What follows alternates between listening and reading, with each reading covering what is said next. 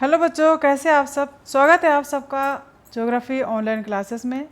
आज हम class 11 geography के लेसन 7 पर चर्चा करेंगे, जिसका नाम है सौर विकिरण, ऊष्मा संतुलन एवं तापमान, solar radiation, heat balance and temperature. ये आपका लेसन 7 है पार्ट 1 में। और आइए देखते हैं इस अध्याय में या इस लेसन में हमें क्या क्या पढ़ना है। तो सबसे पहले शब्दावली, जैसा कि हर लेसन में आपको बताया जाता है। सौर विकिरण क्या है? पृथ्वी की सतह पर सूर्यातप में भिन्नता, वायुमंडल का तापन एवं शीतलन, तापमान, तापमान के वितरण को नियंत्रित करने वाले कारक, और तापमान का व्युत्क्रमण या विलोमता। तो आइए देखते हैं सबसे पहले शब्दावली में। और शब्दावली में कुछ शब्द हैं जो कि आपको इस लेसन में देखने हैं। तो पहला है सूर्यातप। सूर्यातप किसे कहते हैं?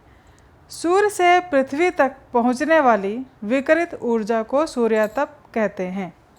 यानी हमारा जो सूर्य है और हमारी जो पृथ्वी है, ठीक है, इस सूर्य से पृथ्वी पर पहुंचने वाली विकिरित ऊर्जा, जो ऊर्जा सनलाइट हमें प्राप्त होती है, इसे हम क्या कहेंगे? सूर्यातप। उसके बाद विकिरण किसे कहते हैं? किसी वस्तु द्वारा निश्चित तापमान पर ऊष्मा तरंगों का प्रसरण। उपसौर। उपसौर किसे कहते हैं? इंग्लिश में कहते हैं पेरिहेलियन। जब पृथ्वी सूर्य के निकट होती है, ऐसी स्थिति को हम उपसौर या पेरिहेलियन कहते हैं। अपसौर, या इसे इंग्लिश में एपिहेलियन भी कहते हैं। अपसौर है जब पृथ्वी सूर्य से दूर होती है। तो दूर कब होती है, नज़दीक कब होती है, ये आपको लेसन में बताया जाएगा अभी आगे। और उसके बाद अगली शब्दावली है एल्बिडो। एल्बिडो किसे कहते हैं? किसी पदार्थ की परिवर्तनशीलता या परावर्तन गुणांक। इसे दशमलव में या प्रतिशत में व्यक्त किया जाता है, और इसको भी इसी लेसन में बहुत ही आसान शब्दों में आपको समझाया जाएगा। तो आइए, पहली जो इस लेसन की हेडिंग है, ये तो शब्दावली थी। इसके बाद है सौर विकिरण या सोलर रेडिएशन, इंग्लिश में कहते हैं। अब ये सोलर रेडिएशन क्या है, यानी सौर विकिरण क्या है? तो साधारण से शब्दों में आपको ये बता दूं कि सौर विकिरण क्या है। देखिए, इसको पढ़ने से पहले मैं बिल्कुल सरल शब्दों में बता रही हूँ कि जितनी अमाउंट ऑफ सोलर एनर्जी, यानी सोलर एनर्जी की जितने अमाउंट या हीट हमारी अर्थ कैप्चर करती है, उसे हम इनकमिंग सोलर रेडिएशन कहते हैं। फिर से सुन लीजिए, जितनी अमाउंट ऑफ सोलर एनर्जी या हीट हमारी अर्थ कैप्चर करती है, उसे हम इनकमिंग सोलर रेडिएशन कहते हैं या इंसोलेशन कहते हैं। कुछ फैक्टर हैं जिन पर हमारा यह इंसोलेशन डिपेंड करता है। और अब देखते हैं जो आपको इसमें बताया गया है, ये भी अब आपको समझ में आ गया होगा कि सूर्य से विकिरण द्वारा आने वाली ऊर्जा जो पृथ्वी को प्राप्त होती है, इसे हम सूर्यातप या इंसोलेशन कहते हैं। लेसन को आप ध्यान से सुने और देखें भी, क्योंकि इन्हीं क्वेश्चंस में से आपको कमेंट्स बॉक्स के लिए लास्ट में क्वेश्चन दिया जाएगा। तो आप हर एक वीडियो को ध्यान से देखें और सुने।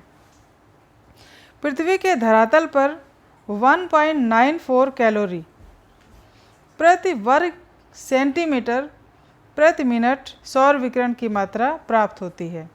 सौर विकिरण लघु तरंगों के रूप में सूर्य से पृथ्वी पर पहुंचती है। सूर्य से निकलने वाले प्रकाश को पृथ्वी पर पहुंचने में 8 मिनट 16 सेकंड का समय लगता है। यानी 8 मिनट 16 सेकंड इस सूर्य से पृथ्वी को सनरेज आने में समय लगता है। कितना? 8 मिनट 16 सेकंड।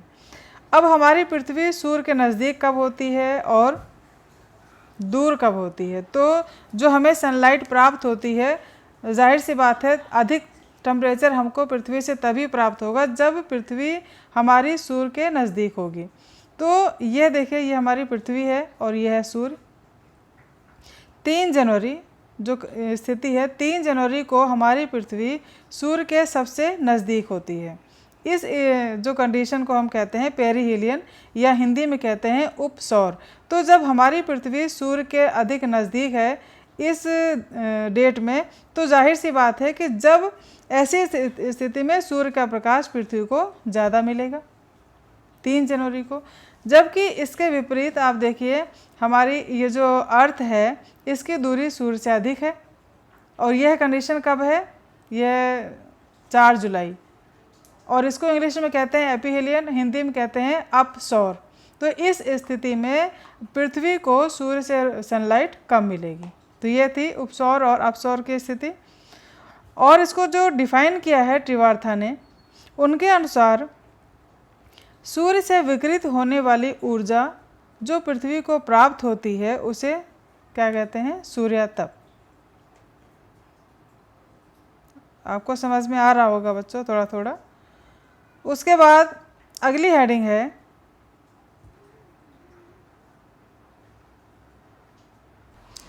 और अगली हेडिंग है बच्चों पृथ्वी की सतह पर सूर्यातप में भिन्नता। हमारी जो पृथ्वी है इस पर सनलाइट सब जगह एक समान नहीं है, कहीं कम है कहीं ज़्यादा है। तो धरातल पर अस्थायी सूर्यातप की प्राप्ति सर्वत्र तथा हर समय समान नहीं रहती। हमारी जो पृथ्वी है इस पर ये जो सनलाइट पड़ती है यह सभी जगह एक समान नहीं है, और इसमें इस विभिन्नता के कारण कई हैं, जैसे पृथ्वी का अपने अक्ष पर घूमना। हमारी जो पृथ्वी है यह अपने अक्ष पर 23.5 डिग्री झुकी हुई है, ठीक है, और यह अपने अक्ष पर घूम रही है, यह भी कारण है। सूर्य की किरणों का नतिकोण, अब इस चित्र के माध्यम से आपको बताया जाएगा। दिन की अवधि, दिन बड़ा है या छोटा है, यह भी सूर्य की सनलाइट को प्रभावित करता है। वायुमंडल की पारदर्शिता यानी एटमॉस्फेयर की जो ट्रांसपेरेंसी है यह भी डिपेंड करता है, और स्थल की बनावट। तो ये इतने कारण है हमारे पृथ्वी पर सूर्यातप में भिन्नता होने का। सूर्यातप की मात्रा को प्रभावित करने वाला जो महत्वपूर्ण कारक किरणों का नतिकोण बनना है। ये जो देखिए चित्र में इसमें दिखाया गया है, ये जो कोण बने हुए हैं इनमें, ठीक है ना, 47 डिग्री, 90 डिग्री से 66.5 डिग्री, ये जो क्या है ये नतिकोण बने हैं जो किसी स्थान के अक्षांश पर निर्भर करता है। स्थान जितना उच्च होगा, ये देखिए जितना उच्च अक्षांश होगा किरणों का नतिकोण उतना ही कम होगा। जो ऊंचे अक्षांशों पर जो कोण बनते हैं नतिकोण सबसे कम होगा उनका नतिकोण, जिसके कारण सूर्य के किरणें तिरछी पड़ेंगी। ये जो सूर्य की किरणें हैं इनको ऊंचे अक्षांशों पर पहुंचने पर समय अधिक लगता है, और ये कैसी होती हैं, तिरछी होती हैं। तिरछी किरणों की अपेक्षा सीधी किरणें कम स्थान पर पड़ती हैं। अब ये विषुवत रेखा है, इस पे देखिए इस चित्र में दिखाया गया है, आपको फिर से दिखा रहे हैं। हमारी ये पृथ्वी है, और इस पृथ्वी में देखिए, इस पृथ्वी में इसके बीच में जो रेखा गई है 0 डिग्री, यह है भूमध्य रेखा, और इस भूमध्य रेखा पर ये जो सूर्य की किरणें दिखाई गई ये कैसी पड़ रही हैं, बिल्कुल सीधी पड़ रही हैं। तो जो सीधी किरणें हैं वह इस एरिया में कम जगह लेंगी लेकिन टेम्परेचर अधिक देंगी, और यही किरणें जब ध्रुवीय क्षेत्रों पर पड़ती हैं वे अधिक समय और अधिक एरिया को लेती हैं, तो यहाँ पर टेम्परेचर कम पड़ता है, ठीक है। किरणों के अधिक क्षेत्र पर पड़ने के कारण ऊर्जा वितरण जो होता है यानी एनर्जी डिस्ट्रीब्यूशन बड़े क्षेत्र पर होता है। कहाँ पर, ध्रुवीय क्षेत्रों में, यहाँ पर, जिससे प्रति इकाई क्षेत्र को कम ऊर्जा मिलती है। इसके अतिरिक्त तिरछी किरणों को वायुमंडल की अधिक गहराई से गुजरना पड़ता है, अतः अधिक अवशोषण, प्रकीर्णन यानी स्कैटरिंग और विसरण डिफ्यूजन के द्वारा ऊर्जा का अधिक ह्रास हो जाता है। तो यह था वायुमंडल में सूर्यातप की भिन्नता के कारण। उसके बाद है वायुमंडल का तापन एवं शीतलन। वायुमंडल का गर्म होना और वायुमंडल का ठंडा होना क्या है ये आपको बताया जा रहा है। देखिए वायुमंडल हमारा जो एटमॉस्फेयर है ये गर्म भी हो जाता है और ठंडा भी होता है, आपने अनुभव किया, लेकिन क्यों होता है, कैसे होता है, कारण इसका क्या है ये आपको बता रहे हैं। वायुमंडल में सूर्य से ताप पृथ्वी तक आता है, ये तो आपको सबको पता है, सनलाइट से हमें क्या मिलती है, इंसोलेशन या सूर्यातप, ये हमारी पृथ्वी का आता है और पार्थिव ऊर्जा यानी टेरेस्ट्रियल एनर्जी में बदल जाता है। और यही पार्थिव ऊर्जा वायुमंडल के ताप का निर्धारण करती है। ठीक है, हमारा जो सूर्य है, इससे इस पृथ्वी को जो भी सनलाइट मिलती है वह किस में बदल जाती है, पार्थिव ऊर्जा में। और यही पार्थिव ऊर्जा वायुमंडल के टेम्परेचर को डिसाइड करती है कि इससे जब वायुमंडल कितना गर्म होगा और कितना ठंडा होगा। ठीक है, और इसके अलावा सूर्य से जब किरणें पृथ्वी पर जाती हैं तब यह तापमान पार्थिव विकिरण में परिवर्तित हो जाता है। यानी सनलाइट जब पृथ्वी पर आती है तो किस में बदल जाती हैं, पार्थिव विकिरण में। और पार्थिव विकिरण क्या है, ये टेरेस्ट्रियल एनर्जी भी है, इसको कहते हैं। और यही पार्थिव विकिरण यह निर्धारित करता है कि वायुमंडल कितना गर्म होगा या फिर कितना ठंडा होगा। जब यह पार्थिव ऊर्जा ज़्यादा होती है तो वायुमंडल गर्म हो जाता है और इसके कम होने पर वायुमंडल ठंडा हो जाता है।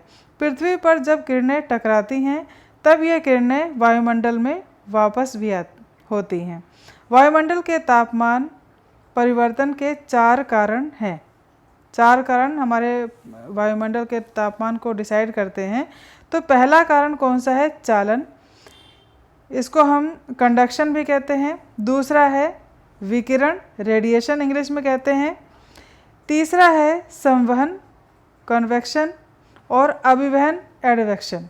ये 4 कारण हैं हमारे सूर्यातप के द्वारा पृथ्वी का ठंडा होना और गर्म होना। तो आइए पहले कारण को हम देखते क्या है, चालन यानी कंडक्शन किसे कहते हैं। इसमें एक अणु स्पर्श द्वारा यानी एक अणु स्पर्श के द्वारा दूसरे अणु को गर्म कर देता है, अर्थात one molecule in it heats the other molecule by touch. ठीक है, इसलिए पृथ्वी जब अपनी गर्मी छोड़ती है तब वायुमंडल गर्म होता है।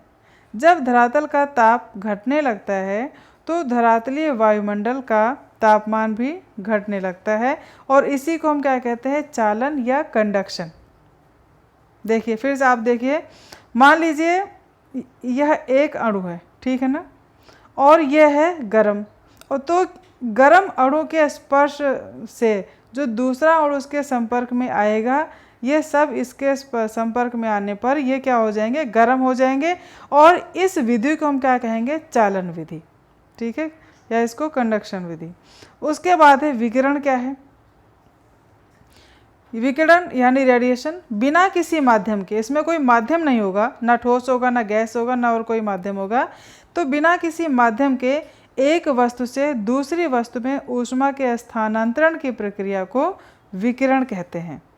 देखिए इसमें तो था कि एक अणु से दूसरे के स्पर्श होकर ये गर्म हो जाता है, लेकिन रेडिएशन में क्या होता है, इसमें कोई भी माध्यम नहीं लिया जाता गर्म होने के लिए। तो radiation is the process of transfer of heat from one object to another without any medium, solid या गैस। अतः सौर ऊर्जा की विशाल मात्रा जो पृथ्वी पर आती है और वापस लौट जाती है, इसी प्रक्रिया का अनुसरण करती है। गर्म मरुस्थलों में आसमान साफ होने के कारण विकिरण से प्राप्त तापमान ऊपर चला जाता है, जिससे रातें ठंडी होती हैं, और अन्य क्षेत्रों में आसमान में बादल धूल कण होने के कारण यह ताप निचली सतह में ही रहता है और गर्मी का अनुभव होता है। आपने देखा होगा बच्चों, कभी कभी बड़ी उमस का अनुभव होता है। तो उमस क्यों होता है, जब भी उमस का मौसम होगा या आपको लग रहा होगा घुटन हो रही, उमस हो रही, तो ऐसी कंडीशन में आप ऊपर आसमान देखना, आसमानों में जो डस्ट पार्टिकल होते हैं ये होंगे, और क्या होगा, बादल होगा। तो इससे क्या होता है, हमारी जो अर्थ है जो तापमान को एटमॉस्फेयर की तरह रिफ्लेक्ट करती है, वो सीधे आसमान में ना जा करके हमारे एटमॉस्फेयर में ही वो तैरते रहते हैं पूरा टेम्परेचर। तो इससे क्या होता है, हमारा जो अर्थ के पास का जो एटमॉस्फेयर है वो गर्म रहता है। अगर आसमान साफ हो तो ये टेम्परेचर पूरा रिफ्लेक्ट होकर आसमान अंतरिक्ष में चला जाए और हमें ठंडक का अनुभव होगा। ठीक है ना, तो ये है विकिरण। उसके बाद है संवहन। क्या है, कन्वेक्शन। जब चालन व विकिरण, अब चालन विकिरण मैंने आपको ऊपर बता दिया, के द्वारा किसी स्थान की वायु गर्म हो जाती है तो वह हल्की होकर ऊपर उठती है तथा खाली जगह को भरने के लिए आसपास से भारी एवं ठंडी हवा नीचे आ जाती है। इस प्रक्रिया के द्वारा वायुमंडल के तापमान में परिवर्तन होता है। संबंध फिर से देख लीजिए। जब चालन और विकिरण के द्वारा किसी स्थान की वायु गर्म हो जाती है, भाई जो गर्म हवा है हमारे धरातल को टच करते हुए जो गर्म हवा है, ये जो गर्म होगी तो हल्की हो जाएगी, हल्की होकर ये ऊपर उठ जाएगी। जब ये हवा ऊपर उठेगी तो उसके नीचे का स्थान तो खाली हो जाएगा, तो इस खाली स्थान को भरने के लिए आसपास की ठंडी और भारी हवा इसको पार्ट को ये भर देगी, ठीक है ना। तो आसपास की ठंडी हवा नीचे आ जाती है। इस प्रक्रिया को वायुमंडल के तापमान में इससे परिवर्तन होता है और यह प्रक्रिया क्या कहलाती है? संवहन। उसके बाद है अभिवहन यानी एडवक्शन। वायु द्वारा ऊष्मा के क्षैतिज स्थानांतरण, हॉरिजेंटल ट्रांसफर जो होता है, की प्रक्रिया को अभिवहन कहते हैं। The process of horizontal transfer of heat by air is called advection. तो गर्म हवाएं जिन क्षेत्रों में जाती हैं उस क्षेत्र को गर्म कर देती हैं, क्योंकि वे गर्म, उनका नेचर गर्म है। इसके विपरीत ठंडे क्षेत्रों से आने वाली जो हवाएं हैं वे जिन क्षेत्रों में, जिन भी एरिया में जाती हैं उस क्षेत्र को ठंडा कर देती हैं। अब इस छोटे से चित्र में मैंने छोटा सा ये आपको समझाने के लिए बनाया है कि देखिए ये जो हवा है, हवा का बहाव कैसा है? ये हॉरिजेंटल है। हॉरिजेंटल कैसे लिखते हैं? एच से लिखते हैं, ठीक है ना। एच के बीच में आप जो ये लाइन खींची ये कैसी है? क्षैतिज हिंदी में कहते हैं। तो ये जो क्षैतिज बहाव है इसी को हम कहते हैं हॉरिजेंटल। आप भूलेंगे नहीं, हॉरिजेंटल एच के बीच में जो पैरेलल लाइन आपने खींच रखी है इसी बहाव को हम क्या कहते हैं? हॉरिजेंटल वे में हवाओं का बहना। तो इसमें देखिए इधर से ये गर्म हवा है और इधर ये पूरा बर्फीला एरिया है, ठीक है ना। तो ये गर्म हवा जब ठंडे हवा में प्रवेश करेगी तो ये नहीं कि डायरेक्ट ये गर्म हो गई और ये ठंडी हो तो ये गर्म हो गई, नहीं। इन दोनों के बीच के पहले क्या बन जाता है? ये फॉग बन जाता है, कोहरा बन जाता है, ठीक है ना। तो इस तरह से ये क्या करती है, अगर गर्म हवा है तो जा कर के अपने आसपास के एरिया को भी गर्म कर देती है जिन क्षेत्रों से गुजरती है, और अगर ठंडी है तो ठंडी हवा भी जिस एरिया में बहेगी जा कर के उस पूरे एरिया को ठंडी कर देगी। और अगर ये गर्म है, हॉरिजेंटल वे में बह रही है, तो गर्म हवा जिस एरिया में जाएगी उस क्षेत्र को गर्म कर देगी, ठीक है ना। तो ये तो था अभिवहन। और उसके बाद देखते हैं पृथ्वी का ऊष्मा बजट। बजट के नाम से आपको रुपए पैसे का ध्यान आ गया होगा कि बजट तो हम पैसों का बनाते हैं, कितना आया कितना गया, है ना। कोई बात नहीं। तो आज हम देखेंगे पृथ्वी का ऊष्मा बजट। हमारी जो अर्थ है इसका भी अपना बजट है। हर किसी को अपने इनकम का जो बजट है वो आय व्यय का ब्यौरा देना पड़ता है। तो ठीक उसी तरह पृथ्वी भी जितना सनलाइट, जितना तापमान हमारे सूर्य से लेती है उतना ही उसे वापस भी कर देती है। बिल्कुल क्लियर हिसाब, ठीक है। तो आइए हम इस हेडिंग में देखते हैं कि ऊष्मा बजट है क्या हमारी अर्थ का। पृथ्वी पर सूर्यातप और भौतिक विकिरण के संतुलन को ही पृथ्वी का ऊष्मा बजट या हीट बजट कहते हैं। साधारण शब्दों में पृथ्वी को सूर्य द्वारा प्राप्त तापमान के आय व्यय के बजट को ही पृथ्वी का ऊष्मा बजट कहते हैं। थोड़ा सा आपको समझ में आया होगा, और नहीं भी आया है तो मैं आपको, देखिए आपके लिए एक डायग्राम मैंने तैयार किया है, इससे आपको बिल्कुल क्लियर समझ में आ जाएगा। आप पूरा डायग्राम पहले देख लो, और ये फ्लो चार्ट भी आपको बनाया है आपके लिए, जिससे कि ये पूरा हीट बजट आपको समझ में आ जाएगा, ठीक है। तो देखिए इसमें ये है हमारा सन, ठीक है, और हमारी पृथ्वी आपको कहाँ, मैं बता दूँ, ये है हमारी पृथ्वी, ये पृथ्वी है हमारी। और इस पृथ्वी को जो सनलाइट मिलती है वह कितने यूनिट में सूरज से आ रही है? ये हमारा सूरज है, और इस सूरज से 100% यूनिट निकली, ठीक है। 100% सूरज से रोशनी निकल चुकी है, और वह क्या होती है, वायुमंडल की परत के द्वारा 6 यूनिट तो वापस चली जाती है। बची कितनी? 100 में से 6 गए कितने? 94 यूनिट। अब इस 94 यूनिट में से भी बादल की जो ऊपरी परत है इसके द्वारा वापस कर दिया जाता है, ये चला गया वापस। अब बचा कितना? 67, ठीक है ना। अब इस देखिए फिर से समझिए, 100% यूनिट में से 6 यूनिट वायुमंडल की परत के द्वारा वापस चला गया, बचा कितना? 94। अब 94 में से 27 यूनिट बादल की ऊपरी परत से वापस चला गया। अब 94 माइनस 27 कितना बचा? 67 यूनिट जो टेम्परेचर था। अब इस 67 यूनिट में से 2 यूनिट जो है, इस 2 यूनिट को किसने रिफ्लेक्ट कर दिया? पर्वत की चोटियों ने। जो सूरज की रोशनी पर्वत की चोटियों पर पड़ती है, इन चोटियों ने 67 में से 2 यूनिट वापस कर दिया। अब कितना बचा? 7 माइनस 2 65 यूनिट, ठीक है ना। अब इस 65 में से भी ये 14 यूनिट वायुमंडल ने ऑब्जर्व कर लिया, ठीक है। अब कितना बचा? 51 यूनिट। 51 यूनिट में से भी ये देखिए 17 यूनिट डायरेक्ट स्पेस में चला गया, बचा कितना? 34 यूनिट। ये हमारा 34 यूनिट हमारी अर्थ को बिल्कुल प्राप्त हो रहा है। आपको समझ में आ रहा होगा थोड़ा थोड़ा। जहाँ कुछ रह गया है मैं आपको इस टेबल के द्वारा बताती हूँ। आप फिर से देखिए इसको, देखिए 100 यूनिट हमको मिली। 100 यूनिट में से 35 एल्बिडो, एल्बिडो मीन्स वापस चला गया। किन मदों में? 6 यूनिट वायुमंडल की ऊपरी परत के द्वारा, 27 यूनिट बादल की परत के द्वारा और 2 यूनिट पर्वत की चोटियों के द्वारा। ये हो गया एल्बिडो। इसको हम क्या कहेंगे? एल्बिडो, यानी आने से पहले ही अंतरिक्ष में वापस चला गया इन तीनों माध्यम के द्वारा, ठीक है। अब 35 में जो एल्बिडो हो गया और बचा कितना? 65 यूनिट, सनलाइट का 65 यूनिट। अब 65 यूनिट में 14 यूनिट तो वायुमंडल यानी एटमॉस्फेयर के द्वारा ऑब्जर्व कर लिया गया। अब माइनस करने पर कितना बचेगा? 65 माइनस 14 51। 51 यूनिट ये हमारी अर्थ के द्वारा ऑब्जर्व कर लिया गया। अर्थ में भी 17 यूनिट स्पेस में और 34 यूनिट वायुमंडल के द्वारा ऑब्जर्व कर लिया गया।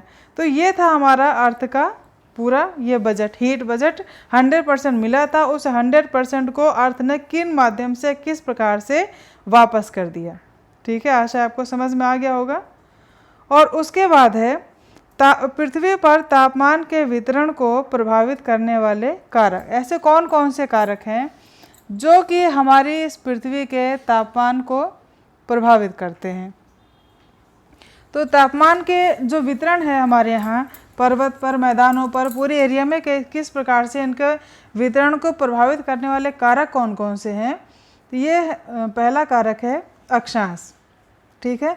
अक्षांश पृथ्वी पर वितरण के लिए कैसे उत्तरदायी है? बच्चों, अक्षांश तापमान सूर्य तप पर आधारित होता है। जो हमारा सनलाइट है किस पर आधारित है? अक्षांशों पर। भूमध्य रेखा पर सूर्य की किरणों की ठीक लंबवत पड़ने के कारण, भूमध्य रेखा क्या है? हमारी पृथ्वी को बीच से जो रेखा विभाजित करती है 0 डिग्री अक्षांश की रेखा, इसको हम क्या कहेंगे? भूमध्य रेखा।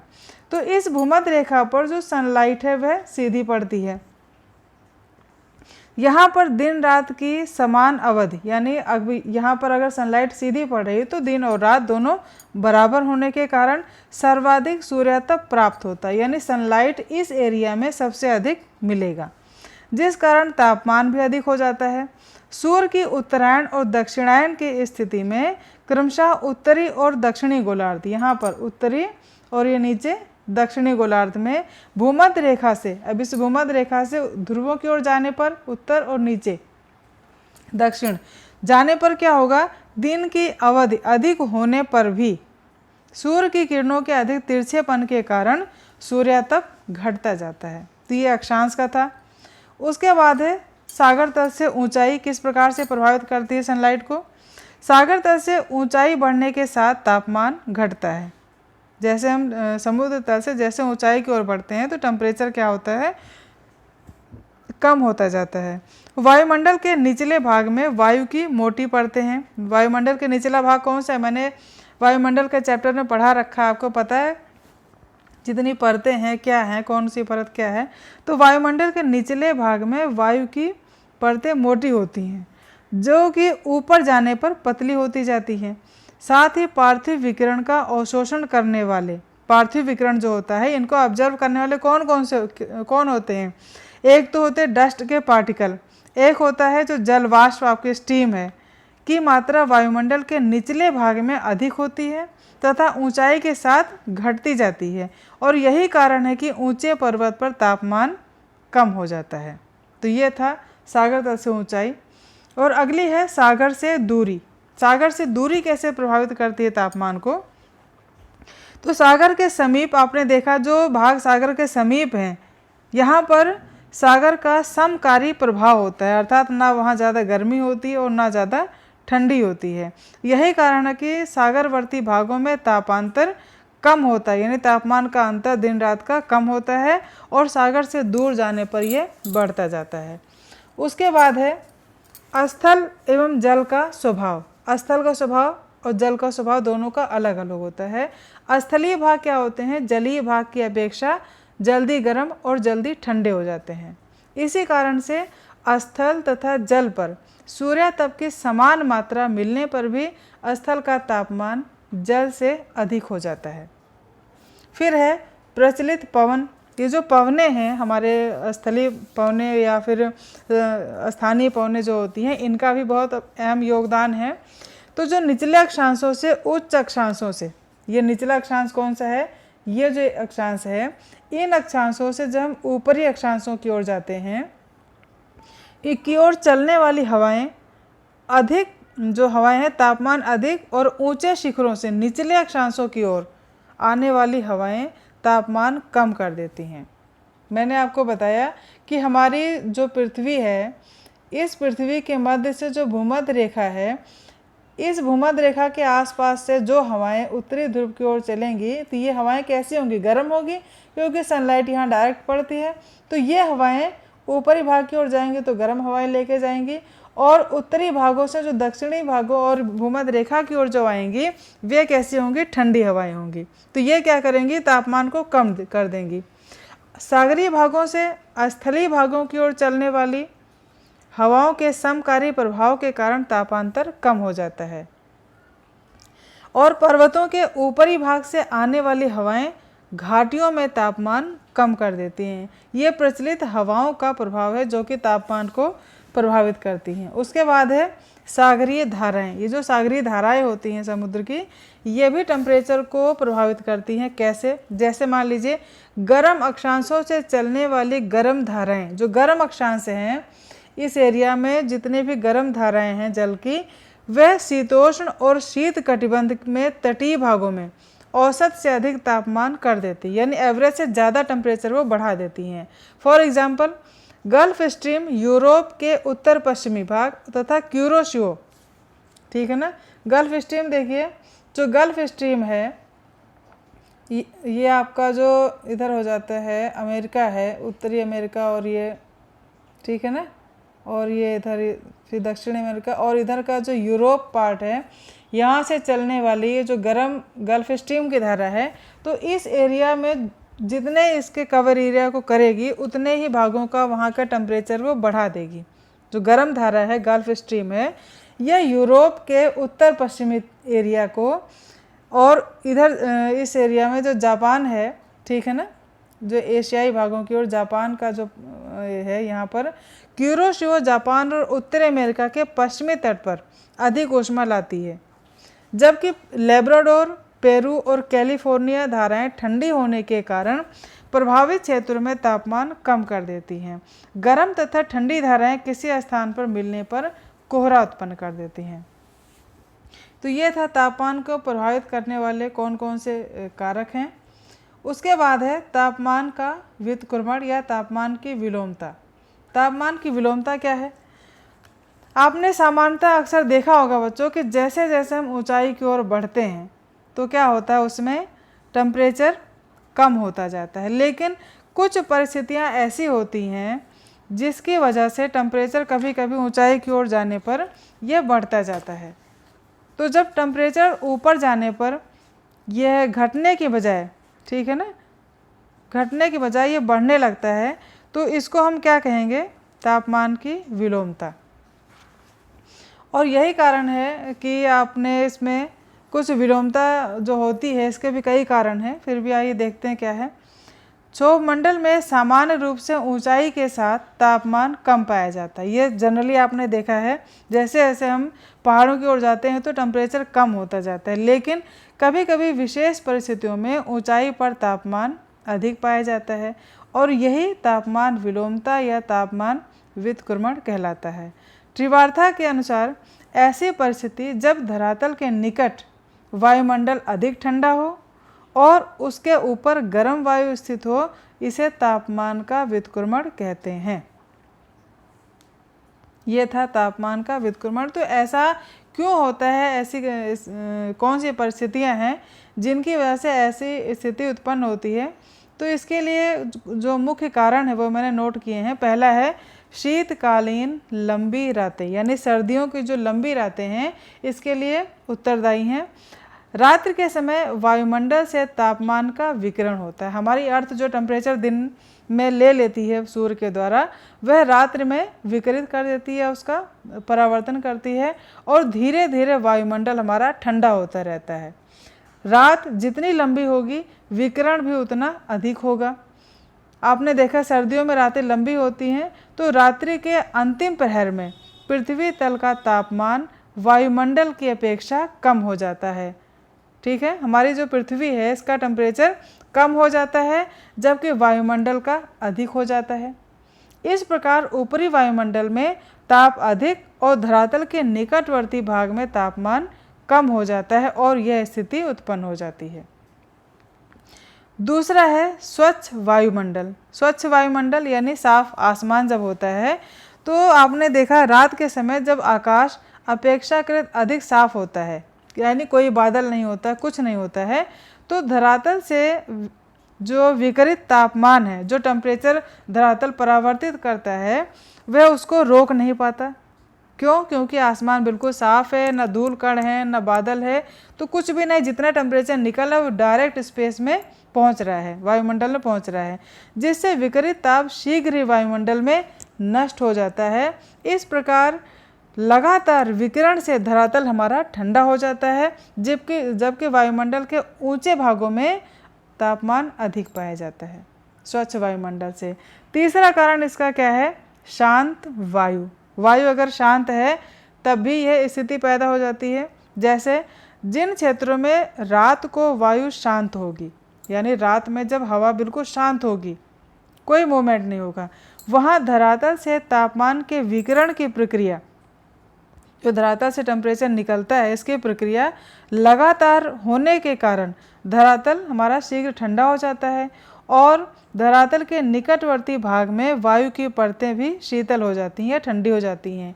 इसके साथ ही वायुमंडल के ऊपरी भागों में तापमान का जो इकट्ठा होता रहता है धरती से निकला हुआ, वहाँ का तापमान बढ़ जाता है और जिससे यह तापमान विलोमता की स्थिति पैदा हो जाती है।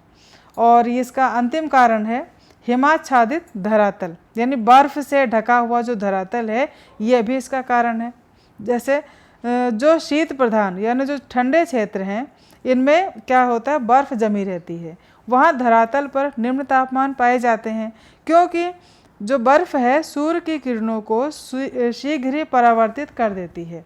इसका स्वभाव होता है आइस का कि यह सनलाइट को बहुत जल्दी रिफ्लेक्ट कर देती है। इस प्रकार धरातल तापमान ग्रहण नहीं कर पाता और ना ही गर्म हो पाता है, अतः तापमान विलोमता की स्थिति उत्पन्न हो जाती है। तो ये था बच्चों लेसन 7। ठीक है, मैंने आपको बहुत ही आसान शब्दों में और कम शब्दों में, इस लेसन को थोड़ा टफ था लेकिन आसानी से आपको बता दिया। ठीक है, और मेरा एक क्वेश्चन है जिसका आंसर आपको मेरे इस कमेंट्स बॉक्स में लिखना है। पृथ्वी पर आने वाली ऊर्जा को क्या कहते हैं? फिर से सुन लीजिए, पृथ्वी पर आने वाली ऊर्जा को क्या कहते हैं? आपको इसका आंसर मेरे कमेंट्स बॉक्स में लिखना है। और आशा है कि आपको ये लेसन समझ में आया होगा। वीडियो अगर आपको पसंद आए तो लाइक करें, शेयर करें और हाँ, चैनल वर्सेटाइल नॉलेज मास्टर को सब्सक्राइब ज़रूर करें, जिससे कि आने वाले लेसन की हर वीडियो आप तक सही समय पर मिल सके। तो मिलते हैं बच्चों अगले लेसन के अगले वीडियो में। तब तक के लिए आप स्वस्थ रहें, खुश रहें, मस्त रहें और अपना ध्यान रखें। Take care. Thank you.